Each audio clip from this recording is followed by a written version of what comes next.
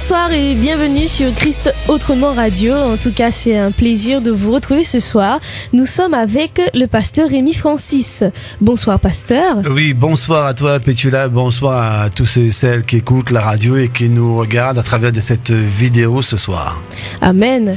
Amen. Alors, ce soir, le thème de la prédication, c'est croire et recevoir. Oui, croire et recevoir. Nous savons que nous, les chrétiens, nous devions croire en Dieu et croire, parce que Dieu, je crois que j'ai un petit souci de son de retour dans l'oreille, mais c'est pas grave.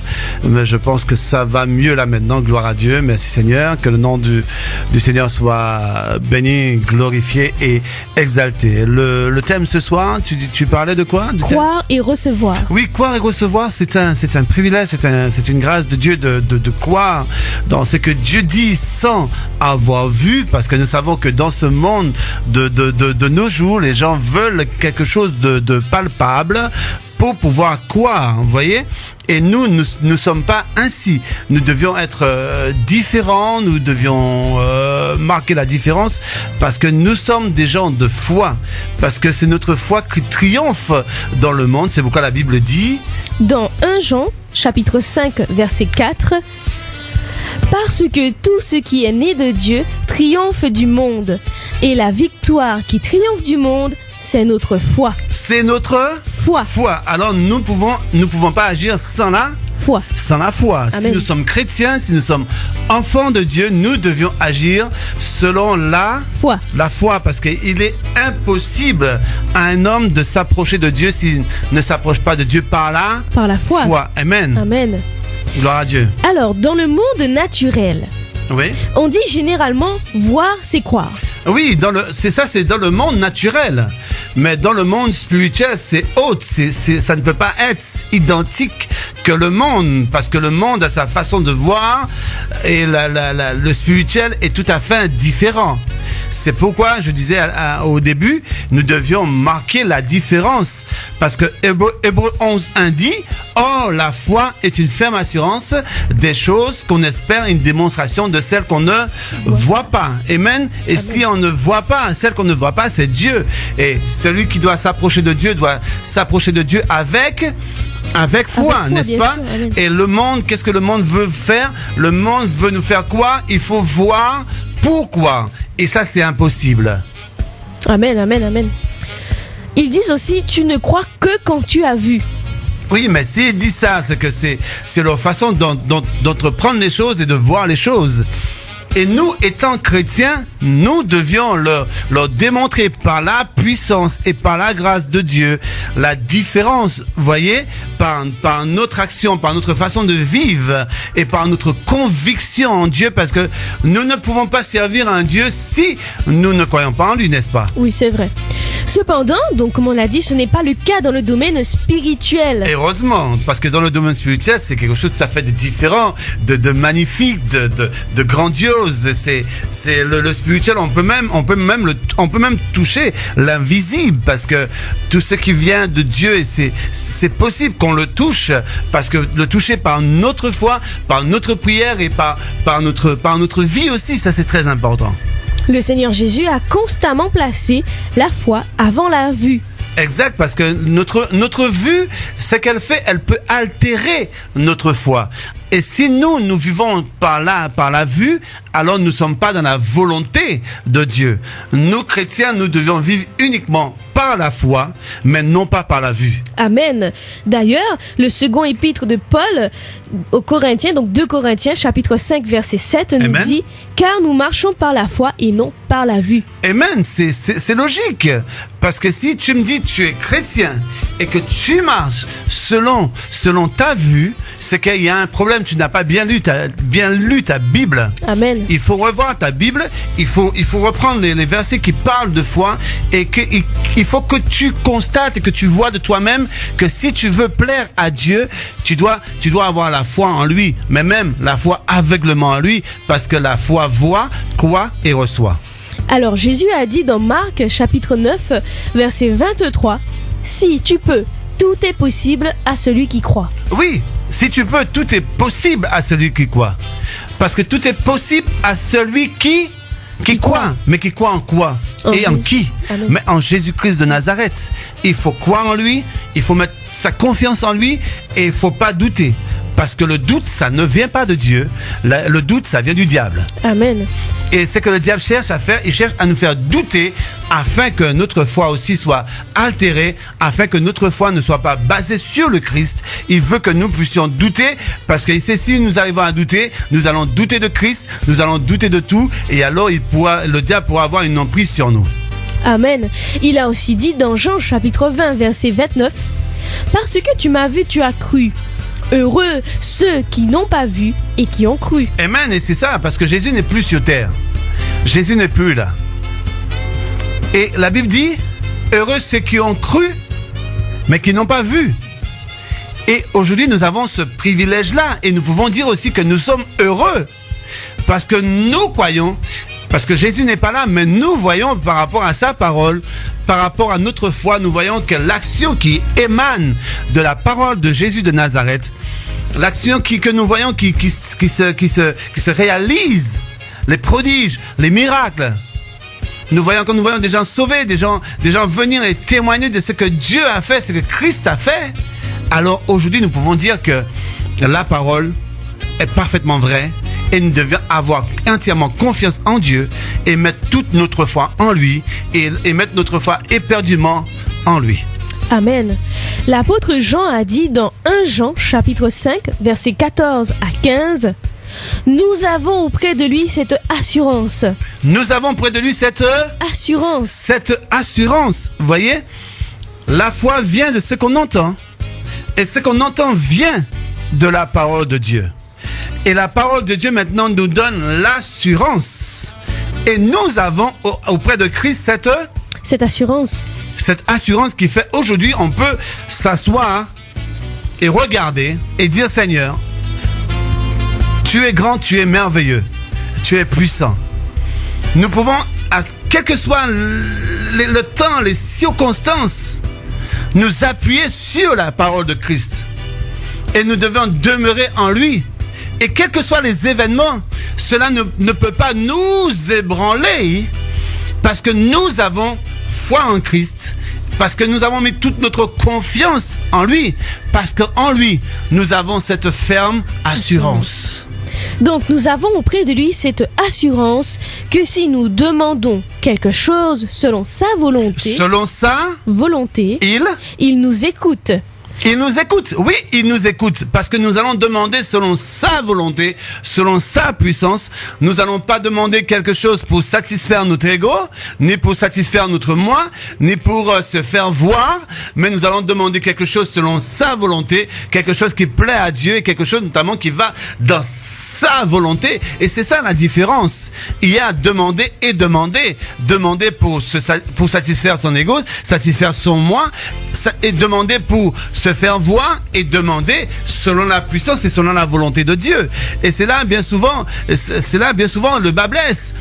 Les gens demandent parce qu'ils ont envie d'être riches. Mais riches pourquoi? Est-ce que riches pour servir Dieu? Mais bien souvent riches pour se faire voir. Mais pas riches parce que Dieu demande, parce que naturellement on est riche quand on sert Dieu. Mais si tu sers Dieu et tu veux être chaque instant, chaque jour, avoir une certaine richesse extrême pour qu'on puisse voir que tu es monsieur un tel, que tu es fils de Dieu, ça je dis tu n'es pas dans la volonté de Dieu. Mais si Dieu te bénit et maintenant on voit que les bonnes œuvres que tu fais et cet argent, cette richesse est mis à la volonté de Dieu pour servir Dieu, là il y a une différence. Parce que si tu ramasses et tu ne fais rien avec, tu es en train de ramasser pour toi, pour te satisfaire. Vous voyez? Je dis pas qu'on ne peut pas ramasser certaines choses. Oui, on peut ramasser certaines choses, oui. Mais il faut savoir qu'est-ce qu'on ramasse et pourquoi on le ramasse. Et ça, c'est très important. C'est pourquoi notre foi doit être basée en Dieu, en Christ. Et quand nous demandons maintenant quelque chose au Seigneur, maintenant, nous allons demander selon sa volonté. La Bible dit, fais de l'Éternel tes délices et il te donnera tout ce que ton cœur désire. Vous voyez, et c'est ça la différence. Et quand tu fais de l'Éternel tes délices, maintenant, qu'est-ce qui se passe? Comme maintenant tu fais de l'Éternel tes délices, tu vas penser comme Dieu, tu feras les choses comme lui, et quand tu vas demander quelque chose, tu vas demander les choses selon sa volonté, selon sa puissance, selon sa force. Tu vas tout demander selon lui. Tu vas plus maintenant demander selon toi. Tu vas plus demander quelque chose pour satisfaire ton moi. Vous voyez? Ni pour satisfaire la chair, mais tu vas demander des choses selon la volonté et la puissance de Dieu. Amen. Et si nous savons qu'il nous écoute, quelque chose que nous demandions, nous savons que nous possédons la chose que nous lui avons demandée. Oui, parce que nous avons mis notre foi en action. Nous avons mis notre foi en action. Et nous savons que quand nous lui demandons quelque chose, nous savons que nous avons déjà la chose qu'il faut avoir. Il faut avoir la patience, parce que la patience, c'est un fruit de l'esprit. Amen. Amen. Et si vous avez la patience, maintenant, la patience que tu as va permettre à Dieu d'accomplir une œuvre parfaite et une œuvre magnifique, une œuvre parfaite en toi, parce que tu es patient. Tu crois que tu as reçu la chose. La Bible dit, si la bénédiction tarde, attends-la. Amen. Parce qu'elle viendra à coup sûr. Elle viendra certainement. Et certainement, elle sera là. Maintenant, quand tu demandes quelque chose, je suis sûr et certain, selon la volonté de Dieu, selon la puissance de Dieu, que Dieu t'écoute, que Dieu t'entend. Maintenant, il te répondra. Et il te répondra à coup sûr. Parce que tu as demandé selon sa volonté, et la réaction que tu as maintenant, tu patientes patiemment, mais dans ton cœur, déjà, tu sais que tu as déjà reçu. Et comme tu crois que tu as déjà reçu, qu'est-ce qui va se passer maintenant? Tu vas recevoir. Tu vas le voir. Tu vas le voir. Tu vas voir la chose se matérialiser. Et qui dit voir, recevoir. Et ça, c'est très important. Parce que déjà, ta foi voit. Et comme ta foi voit maintenant, c'est que tu vas faire. Tu ne pourras simplement faire une seule chose, c'est louer, glorifier, adorer le Seigneur et élever le nom de Dieu pour ce qu'il est et ce qu'il fait, parce que le Seigneur est merveilleux, n'est-ce pas? Amen. Amen. Nous pouvons décrire ainsi les 5 étapes de la prière. Première étape, avoir confiance dans le Seigneur. Oui, avoir confiance dans le Seigneur. Or, la foi est une ferme assurance des choses qu'on espère, une démonstration de celles qu'on ne voit pas.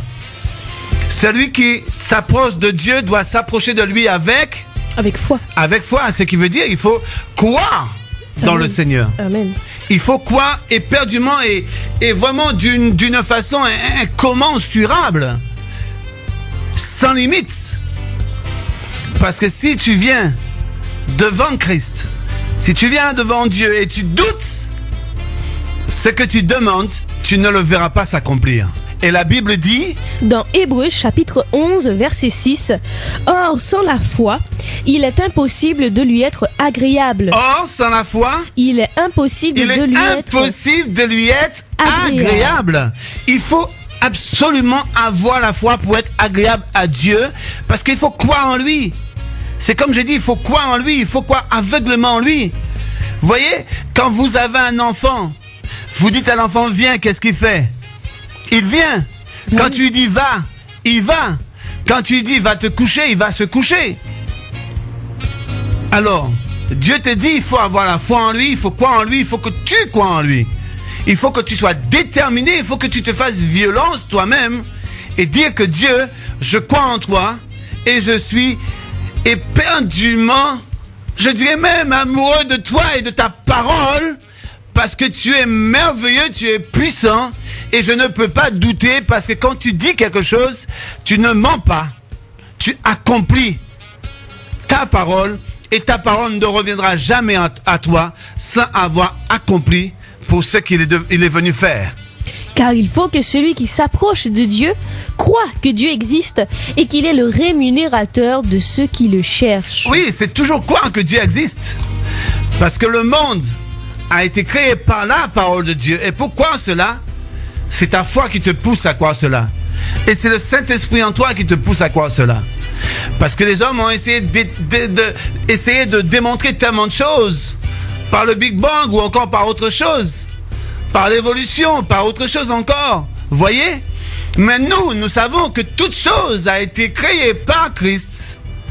En lui et pour lui. Et cela, c'est notre foi et notre conviction en lui qui nous dit que Dieu a créé le monde en 6 jours et le 7e jour qui s'est reposé. Amen. Et cela, c'est notre foi et notre conviction en lui parce que nous croyons en lui et nous savons que lui, il a créé toutes choses. Et c'est pourquoi que toi et moi, nous devions avoir la foi et nous devions être convaincus de ce qu'il est, de ce qu'il fait. Et nous devions chaque jour, chaque instant nous dire que Dieu est bon et combat pour nous. Et c'est pourquoi nous devions croire en lui, mes amis. Donc les 5 étapes de la prière. Amen. Première étape, avoir confiance dans le Seigneur. Oui, avoir confiance dans le Seigneur, mais avoir confiance aveuglement. Cette confiance est fondamentale. C'est une nécessité absolue dans la prière. Oui, amen. Parce que si tu pries, et tu pries dans le vide, et que tu n'as pas foi et tu ne crois pas en Christ, ta prière, elle va même pas déplacer le plafond de ta maison. Amen. Mais c'est pourquoi quand tu pries, il ne faut pas prier n'importe comment dans le vide. Mais il faut prier avec foi. Il faut prier avec foi. Quand je dis avec foi, mais une foi aveugle en Dieu, en Christ, afin de voir des choses se réaliser dans ta vie. Si aujourd'hui tu as un enfant qui est malade, ou bien tu as un parent qui ne va pas bien, ou bien il y a tant de choses qui se passent autour de toi, tu ne comprends pas.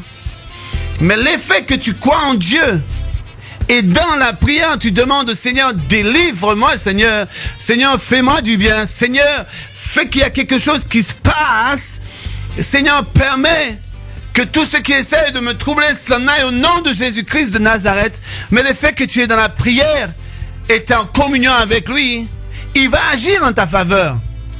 Mais tout cela, il faut mettre ta foi en action. Amen.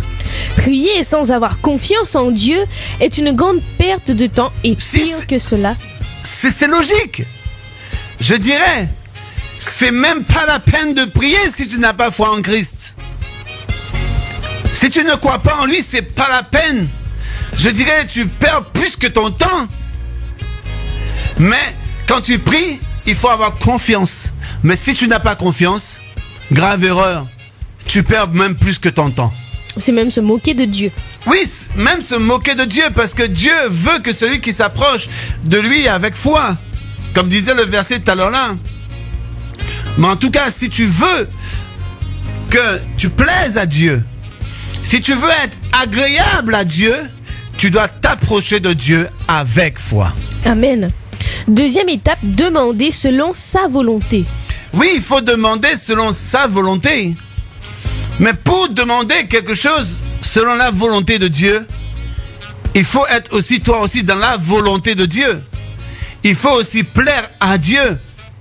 Il faut aussi marcher selon sa volonté, selon sa parole. Et ainsi, maintenant, tu pourras lui demander certaines choses selon sa volonté, selon sa puissance. Parce que la parole dit, fais de l'Éternel tes délices et il te donnera tout ce que ton cœur désire. Et c'est un plaisir pour Dieu. C'est une grâce pour Dieu. Et aussi, c'est Dieu, ce qu'il veut. Il veut que nous puissions toujours être en communion avec lui et demander choses selon sa volonté. Et nous allons écouter ce que dit la Bible. Dans Jean chapitre 15, verset 7. Oui. Si vous demeurez en moi et que mes paroles demeurent en vous, demandez ce que vous voudrez et cela vous sera accordé. Répète encore. Si vous demeurez en moi. Si vous demeurez en moi. Et que mes paroles demeurent en vous. Et que mes paroles demeurent en vous. Demandez ce que vous voudrez. Demandez ce que vous voudrez. Vous voyez, il y a une différence. Si ma parole demeure en vous, demandez ce que vous voudrez. Ce que vous voudrez et cela vous sera accordé. Vous sera accordé. Mais si tu demeures dans sa parole, alors tu vas demander selon sa volonté. Amen. Si tu ne demeures pas selon sa parole, tu ne peux pas lui demander quelque chose selon sa volonté. Tu vas demander quelque chose selon ta chair, selon ta personne. Quelque chose pour satisfaire ton moi, ton ego. Quelque chose peut-être aussi pour te faire voir. Mais sache bien, tu ne seras pas exaucé parce que tu ne mets pas en pratique sa parole. Et la parole de Dieu ne demeure pas en toi. C'est quand la parole de Dieu demeure en toi maintenant, tu peux demander des choses selon sa volonté, parce que tu mets en pratique sa parole. Alors lui, qu'est-ce qu'il va faire? Il va t'exaucer. Amen. Troisième étape, savoir que Dieu écoute. Parfois, nous crions comme si Dieu était mort ou sourd. Oui, parce que Dieu est là, son oreille n'est pas trop dure pour nous entendre. Mais il suffit pas de grands cris, des exclants pour déranger Dieu. Non, il suffit d'avoir foi en lui et de lui faire confiance et d'arrêter de crier comme si que Dieu n'entend pas. Dieu entend nos prières. Dieu entend ce qui se passe. Dieu, il est sur son trône. Il connaît tout à chacun sur terre. Il connaît le nombre de cheveux qu'il y a sur ta tête. Ben, c'est pas la peine de te mettre à crier. C'est pas la peine de te mettre à te morfondre ou gémir inutilement. Mais il suffit de rentrer en toi-même. De rentrer en toi-même. Et de parler cœur à cœur avec Dieu. Sans crier. Amen. Mais parler avec lui avec foi. Et demander quelque chose et mettre en pratique sa parole. Vous allez voir, il y a des moments, tu ne seras même pas obligé d'ouvrir la bouche avant même de demander. Le Seigneur, il va t'accorder ce que ton cœur désire parce que tu fais de l'Éternel tes délices et sa parole demeure en toi. Quatrième étape, savoir que puisqu'il nous écoute, dans tout ce que nous demandons, nous avons obtenu avant d'avoir vu la chose que nous lui avons demandé. Tu peux répéter encore?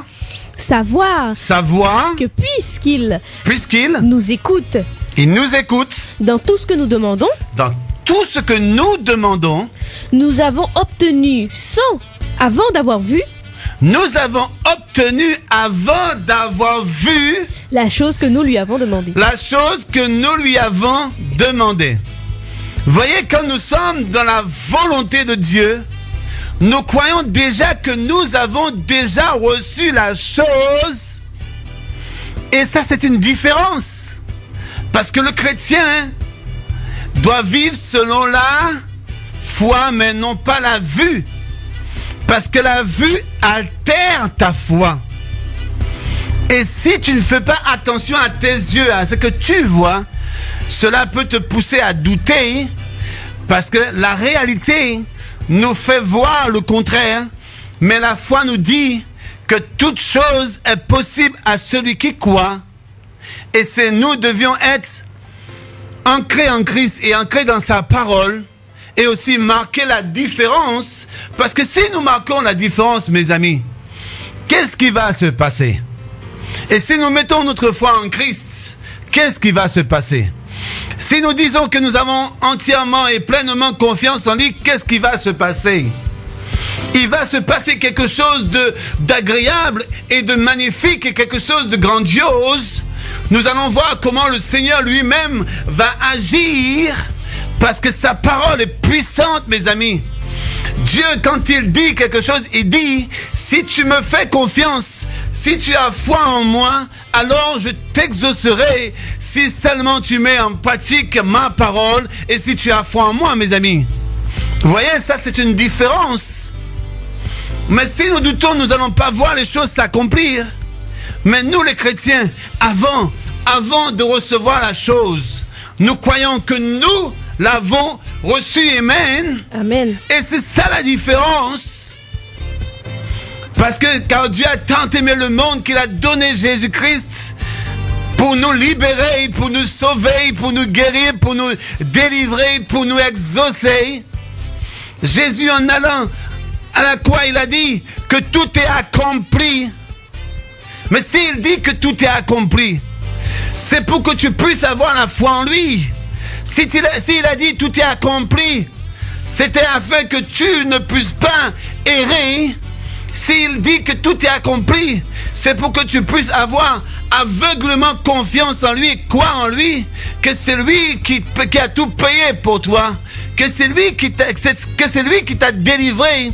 Et c'est uniquement en lui que tu peux avoir confiance, parce que la Bible dit malheur à l'homme qui se confie en l'homme, mais bienheureux l'homme qui se confie en Dieu. Amen. Amen. Alléluia. Amen. Et pour cela, nous pouvons nous appuyer sur lui. Parce que même avant de recevoir la chose, parce que la foi voit, croit et reçoit. Même avant de recevoir la chose, nous croyons que nous l'avons déjà reçu, parce que nous savons que notre Dieu n'est pas un menteur. Amen. 5e étape, voir ce que nous avons reçu. Voir ce que nous avons reçu, amen. Parce qu'il y a une chose qui arrive. Nous venons de dire à l'instant, nous croyons que la chose est déjà arrivée avant même de l'avoir vue. Il manque simplement une dernière étape. Et cette dernière étape, c'est de recevoir et voir physiquement la chose. Parce que pourquoi? Parce que spirituellement, ta foi a déjà vu la chose. Spirituellement, a déjà vu la chose. Et spirituellement, maintenant, tu reçois la chose qui se matérialise devant toi. Parce que tu as demandé, tu as cru. Et tu n'as point douté de ce que la parole te dit. C'est ainsi que nous devions mettre en pratique la parole et ne jamais douter et écouter maintenant ce que dit la Bible. Marc chapitre 11 verset 24. C'est pourquoi je vous dis, tout ce que vous demanderez en priant, croyez que vous l'avez reçu et vous le verrez s'accomplir. Croyez que vous l'avez reçu et vous le verrez s'accomplir. Et vous le verrez s'accomplir, amen. Amen. Voyez, la parole n'est pas menteur. Croyez que vous l'avez déjà reçu.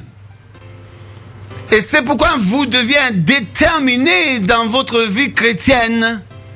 Vous deviez être déterminé quand vous vivez avec Dieu, pour sa gloire et pour sa volonté, d'avoir entièrement confiance en lui.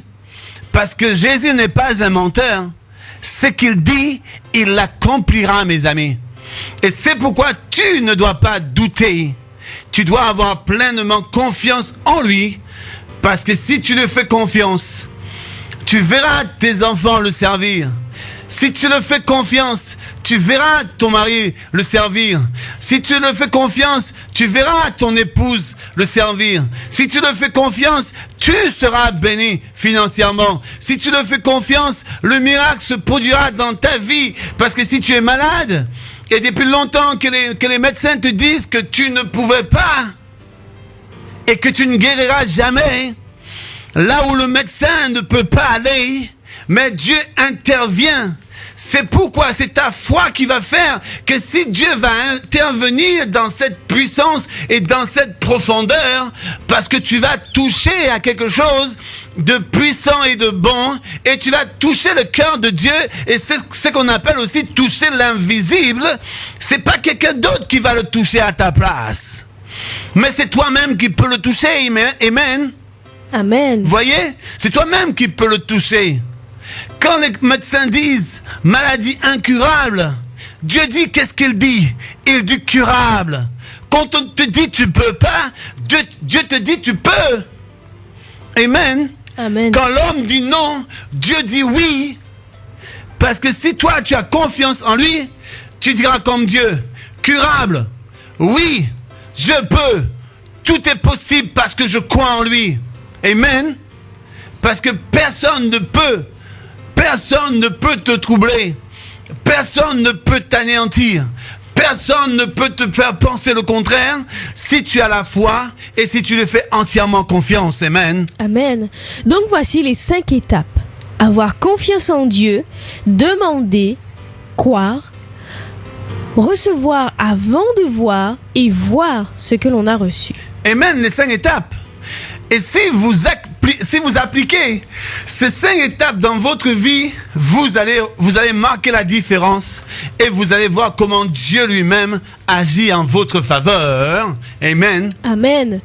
Ainsi, le croyant qui prie reçoit par la foi ce qu'il a demandé au Seigneur, avant d'avoir aucune preuve physique de la réponse. Oui, c'est normal. C'est normal parce que tu ne veux pas demander au Seigneur une preuve physique de la réponse. Il te dit d'abord, crois en moi et quoi que tu as déjà reçu. Et ensuite, le Seigneur va agir. Amen. Amen. Par la suite, il voit de ses yeux ce qu'il a reçu sans le voir. Amen. Amen. Tout cela, c'est uniquement par le moyen de la foi en Jésus-Christ de Nazareth. En d'autres termes, la personne voit avec des yeux spirituels. Oui, parce que tu ne peux pas venir avec ton être charnel devant Dieu et penser charnellement et physiquement, c'est impossible. Tu viens avec ta foi, tu viens spirituellement devant Dieu, tu es un être spirituel. Mais avant, tu vivais dans le monde selon toi, tu étais charnel. Mais maintenant, Jésus-Christ t'a sauvé. Maintenant, tu dois vivre spirituellement et vivre selon la foi. Parce que celui qui s'approche de Dieu doit s'approcher avec foi. Et c'est la foi qui fait que maintenant, si tu es agréable à Dieu. Amen. Ensuite, il reçoit avec des yeux spirituels. Amen. Tu reçois avec des yeux spirituels. Maintenant, tu peux regarder la chose avec des yeux spirituels parce que quand tu reçois la chose, tu ne peux pas regarder la chose avec des yeux charnels. Parce que quand tu as demandé avec foi. Et quand tu as demandé, tu as cru que tu as reçu, tu as cru que tu as reçu avec foi. Et maintenant, quand tu reçois, tu ne peux regarder la chose spirituellement en disant que Seigneur, tu es bon, Seigneur, tu es merveilleux, Seigneur, tu es puissant, Seigneur, alors tu as agi, alors Seigneur, je te bénis. Et enfin, elle voit maintenant avec des yeux physiques ce qu'elle a déjà vu d'une façon spirituelle. D'une façon spirituelle.